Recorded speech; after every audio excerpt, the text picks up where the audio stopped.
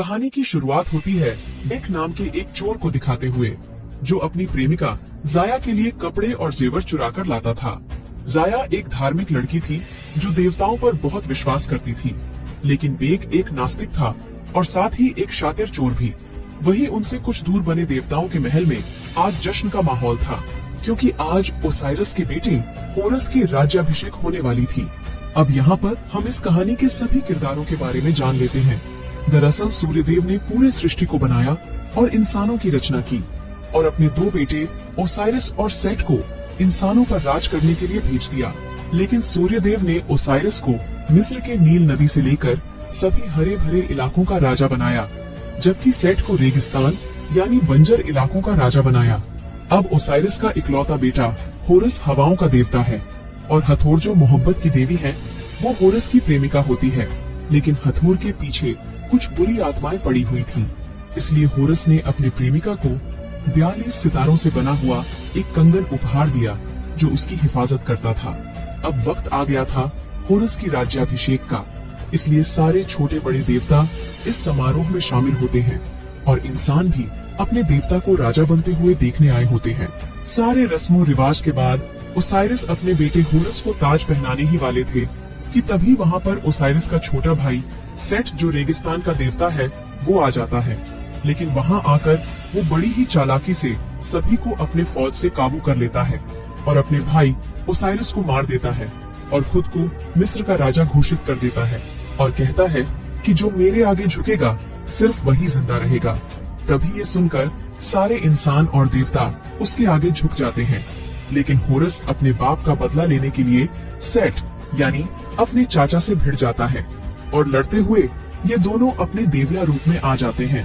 अब इनकी लड़ाई से वहाँ चारों तरफ तबाही मच जाती है और सारे इंसान जान बचाकर भागने लगते हैं।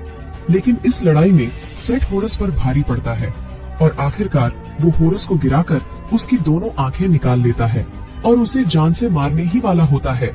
तभी हथौर के कहने पर उसे जिंदा छोड़ देता है। अब सेट के पावर में आते ही चारों तरफ हाहाकार मच गया है, क्योंकि वो इंसानों से सिर्फ गुलामी करवाता है और जो देवता बगावत करने की कोशिश करते हैं वो उसे मौत के घाट उतार देता है। और उसने पुनर्जन्म पर भी नए कानून बनाए कि अगर किसी इंसान के पास मरते वक्त काफी सारा सोना होगा तभी उसका पुनर्जन्म हो पाएगा। अब इन्हीं गुलामों में जाया भी उर्शु नाम के एक डिजाइनर की गुलाम थी।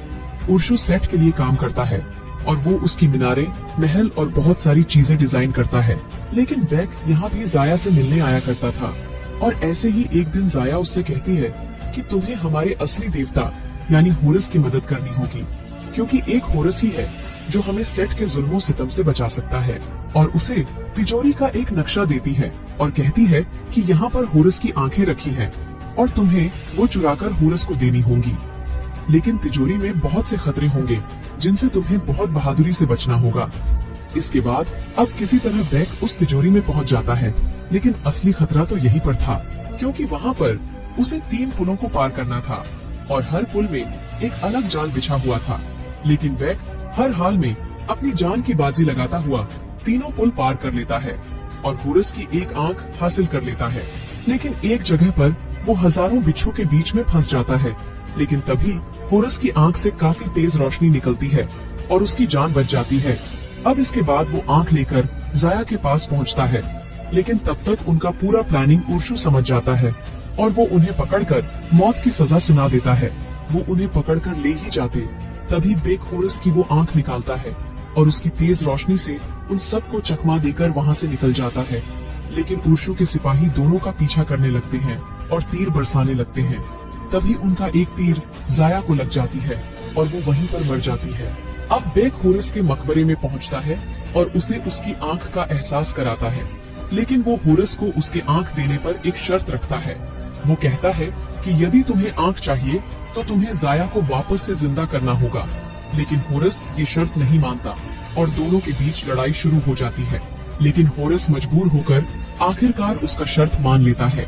उसके बाद वो जाया के शरीर को देखता है, लेकिन उसकी शरीर देखने के बाद वो कहता है कि अब मैं इसे नहीं बचा सकता, क्योंकि बहुत देर हो चुकी है और अगर इसे वापस जिंदा होना है तो इसे पुनर्जन्म ही लेना पड़ेगा।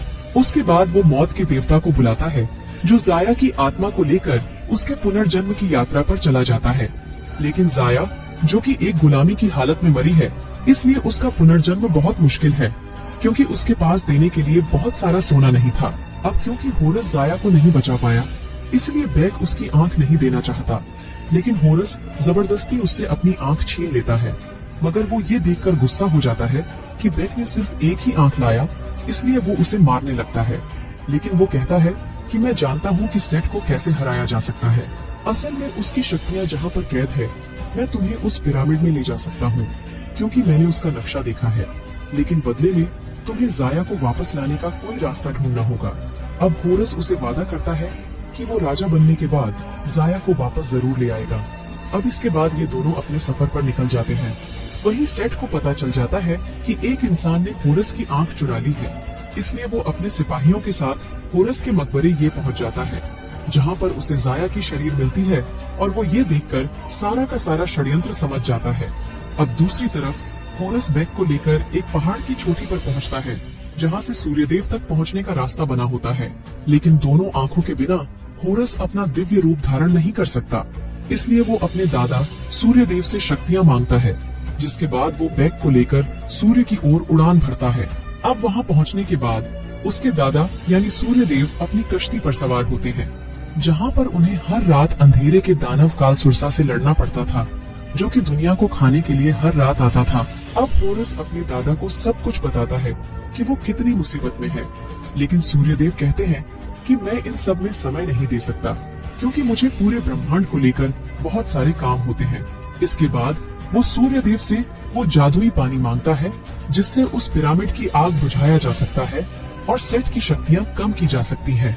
अब सूर्यदेव भी इसकी इजाजत दे देते हैं। इसके बाद वो जादुई पानी लेकर दोनों वापस धरती पर लौट आते हैं, लेकिन धरती पर आते ही होरस के देवता वाला रूप खत्म हो जाता है, क्योंकि होरस तभी अपने देवता वाले रूप में आ सकता है जब उसकी दोनों आंखें हों। अभी वो लोग जंगल में ही होते हैं कि तभी उन पर सेट के सिपाही हमला कर देते हैं। अब होरस और उन लोगों के बीच बहुत लड़ाई होती है, लेकिन आखिर में सेट के एक सिपाही होरस को पहाड़ी से नीचे गिरा देता है। ये देखकर बेक भी उसके साथ कूद जाता है, लेकिन गहराई में जाने से पहले ही होरस अपना वो हथियार खोल देता है जो उसके पास था, और वो दोनों बच जाते हैं। इसके बाद अब होरस कहता है कि सेट अब हमें मारने के लिए अपने सबसे ज्यादा खतरनाक लोगों को भेजेगा। अब यहाँ सेट हथौर यानी होरस की प्रेमिका के पास जाता है उससे कुछ मांगने। जैसे हम जानते हैं कि होरस और हथौर एक दूसरे को बहुत पसंद करते थे, और हथौर मोहब्बत की देवी होने के साथ साथ काफी सारे शक्तियों की मालिक भी थी। अब सेट हथौर से कहता है कि तुम मुझे मरे हुए लोगों की दुनिया में लेकर जाओगे, क्योंकि मैं उस दुनिया पर भी राज करना चाहता हूँ। लेकिन इस बात के लिए हथौर साफ मना कर देती है। दरअसल हथौर को भी ये बात पता चल चुकी थी कि होरस को उसकी आंख मिल गई है। तभी सेट हथौर को मारने के लिए आगे बढ़ता है, लेकिन उससे पहले हथौर अपने हाथ से जादुई कंगन निकाल देती है, और जब वो ऐसा करती है तो वो थोड़ी देर के लिए मरे हुए लोगों की दुनिया में चली जाती है। लेकिन बहुत जल्द वो वापस से उस कंगन को पहन लेती है, जिससे वो मरे हुए लोगों की दुनिया के बजाय कहीं दूर एक रेगिस्तान में जा गिरती है। अब वहीं हम देखते हैं कि होरस और बेक एक काफी पुराने मंदिर पर हैं, लेकिन तभी वहाँ पर सेट की भेजी गई दोनों खतरनाक औरतें बड़े बड़े सांप लेकर वहाँ पर आती है, जिन सांपों के मुंह से आग निकल रही होती है, और ये सांप होरस और बेक पर हमला कर देते हैं। लेकिन ये दोनों उनसे बचते हुए छिप रहे थे। पर तभी वहाँ पर मोहब्बत की देवी हथौरा जाती है, जो अपने पावर का इस्तेमाल करके उन सांपों जैसे मॉन्स्टर्स को खत्म कर देती है। इसके बाद ये लोग वहाँ पर जाते हैं जहाँ पर होरस की दूसरी आंख है, और वो जगह है एक पिरामिड। अब बेक कहता है कि मैं इस जगह के बारे में जानता हूँ और मैं इसके अंदर जा सकता हूँ, पर हथौर कहती है कि अंदर जाना इतना भी आसान नहीं है, क्योंकि जब तुम अंदर जाओगे तो वहाँ पर तुम्हारे सामने एक बहुत बड़ा रेतीला दानव आएगा, जो तुमसे एक पहेली पूछेगा, और अगर तुमने उस पहेली का सही जवाब नहीं दिया तो वो दानव तुम्हें मार डालेगा। ये बात सुनकर होरस अब निर्णय लेता है कि वो गॉड ऑफ इंटेलिजेंस यानी ज्ञान के देवता के पास जाएंगे, क्योंकि उसके पास सबसे ज्यादा अक्ल है और वो सबसे ज्यादा समझदार है। इसके बाद ये लोग गॉड ऑफ इंटेलिजेंस के पास जाते हैं और उसे सारी बातें बताते हैं, इसलिए वो उनका साथ देने के लिए तैयार हो जाता है और वो सफर पर निकल पड़ते हैं। लेकिन रास्ते में हथौर को होरस और बेक की डील के बारे में पता चल जाता है, कि होरस ने बेक से ये कहा है कि वो उसकी प्रेमिका की आत्मा वापस ले आएगा, जो कि होरस के लिए नामुमकिन है। ये बात हथौर को काफी बुरा लगता है, क्योंकि अपनी आंख लेने के लिए होरस बेक का इस्तेमाल कर रहा है और ऐसी हरकतें एक देवता को शोभा नहीं देता। अब इसके बाद हथौर बेक से पूछती है कि क्या तुम अपने प्रेमिका से बात करना चाहते हो, क्योंकि हथौर की वो कंगन मरी हुई लोगों की दुनिया से कांटेक्ट करवा सकता था और हथौर ऐसा ही करती है, जिस वजह से बेक अपने प्रेमिका से बातें कर पाता है। वो जाया से कहता है कि तुम फिक्र मत करो, मैं तुम्हें बहुत जल्द वहाँ से निकाल लूंगा, क्योंकि हमारे गॉड होरस हमारे मदद कर रहे हैं। अब इसके बाद ये लोग उस पिरामिड के पास पहुँच जाते हैं, लेकिन उसके अंदर जाने का कोई रास्ता नजर नहीं आ रहा था। पर बेक कहता है, मैं जानता हूँ कि अंदर जाने का दरवाजा कहाँ पर है और वो कैसे खुलेगा, क्योंकि वो जानता था कि अंदर एक बेल है जिसके घूमने से वो दरवाजा खुल जाएगा। इसके बाद वो दो पत्थरों के बीच से अंदर जाता है और बड़ी मुश्किल से किसी तरह उस बेल तक पहुंच जाता है, और जैसे ही उस बेल को घुमाता है तभी एक दरवाजा खुल जाता है। इसके बाद सभी अंदर आते हैं, पर अभी ये लोग आगे बढ़ ही रहे थे कि तभी इनके सामने वो बड़ा रेतीला दानव आ जाता है जो इनसे पहेली पूछेगा। फिर वो दानव इनको पहेली पूछने लगता है। पहेली ये थी कि मैं नहीं था पर हमेशा रहूंगा, किसी ने मुझे नहीं देखा और ना देखेगा, पर हर जिंदा और सांस लेने वाले को मुझ पर भरोसा है, बताओ कौन हूँ मैं। तभी गॉड ऑफ इंटेलिजेंस काफी सोचने के बाद एक जवाब देता है कि इस पहेली का जवाब है आने वाला कल, और ये जवाब सही हो जाता है। इसके बाद वो रेतीला दानव गायब हो जाता है और उन्हें आगे जाने देता है।